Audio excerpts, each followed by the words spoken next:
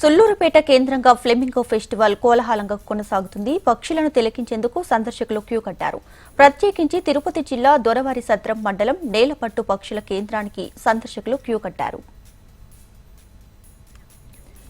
తిరుపతి జిల్లాతో పాటు నెల్లూరు, చిత్తూరు, తమిళనాడు, ప్రకాశం జిల్లాల నుంచి సందర్శకులు భారీగా తరలివచ్చారు. మంచినీటి చెరువుల్లో విడిదిలో ఉన్నటువంటి విహంగాలను వీక్షించారు. పక్షుల కేంద్రంలో ఇప్పటికే వలస విహంగాలు తమ సంతతిని వృద్ధి చేసుకునే పనిలో ఇప్పటికే పిల్లలను పొదిగాయి. వాటి చప్పులతో పాటు సందర్శకుల రాకతో నేలపట్టు సందడిగా మారింది.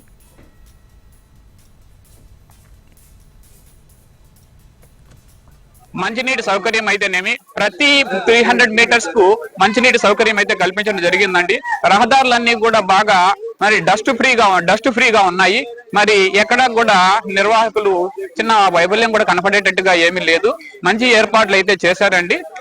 అంతేకాకుండా ఇక్కడ తినుబండారాలు కూడా మంచివే అమ్ముతున్నారు. పర్వాలేదు, పిల్లలు వచ్చిందంటే పిల్లలకు ముఖ్యంగా ఆడుకోవడానికి కూడా పార్కులు కూడా నిర్వహించడం జరుగుతూ ఉంది. మరి ఏర్పాట్లు కూడా చాలా చక్కగా ఉన్నాయి. ఎక్కడా కూడా మరి సందర్శకులు తప్పిపోయే ప్రమాదం కానీ అలాంటివి కూడా ఏమీ లేకుండా మంచిగా నిర్వాహకులు ఏర్పాట్లు అయితే చేయడం జరిగిందండి.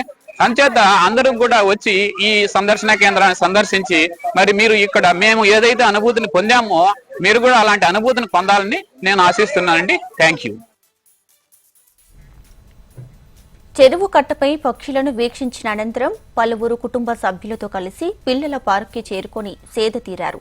అక్కడున్న పర్యావరణ విజ్ఞాన కేంద్రాన్ని సందర్శించి అందులోని విశేషాలను గైడ్లను అడిగి తెలుసుకున్నారు. పార్కులోని క్రీడా పరికరాలతో చిన్నారులు ఆటలాడుతూ ఉల్లాసంగా గడిపారు. సమీపంలోని జింకల పార్కులోనూ సందర్శకులు సందడి చేశారు. సంక్రాంతి తర్వాత మరో పండుగను తలపించేలా ఫ్లెమింగో ఫెస్టివల్లో ఏర్పాట్లు చేశారంటూ పర్యాటకులు ఆనందాన్ని వ్యక్తం చేశారు.